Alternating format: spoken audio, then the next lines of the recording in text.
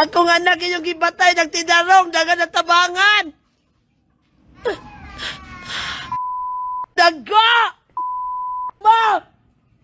Di man niya ba? Tanawan din kaibtang sa akong balay sa akong anak! Uto'y dagwa sa akong anak dire! Inyong dagko! Kinsa'y tagiyan kinsa may genre. Labador.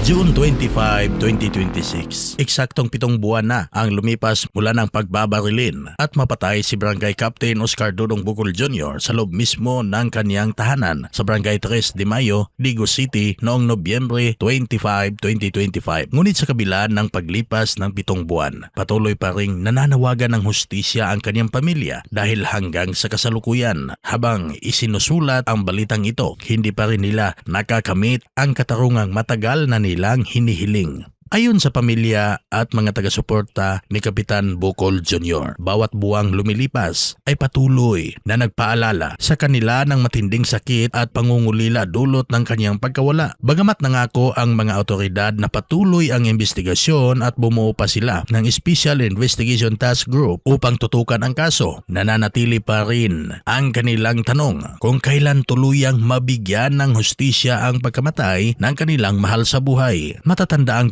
lang si Kapitan Oscar Dodong Bukol Jr. habang siya ay nagsasagawa ng Facebook Live sa loob mismo ng kaniyang bahay. Ang insidente ay kinagulat ng maraming Filipino dahil nasaksihan ng mga manonood ang kaniyang live stream ang mga huling sandali bago siya bumagsak matapos pagbabarilin. Agad siyang isinugod sa ospital ngunit idiniklara na itong dead on arrival. Mula noon, patuloy ang panawagan ng kaniyang pamilya, mga kaibigan at mga residente ng kanilang barangay na mapanagot ang mga nasa likod ng krimen.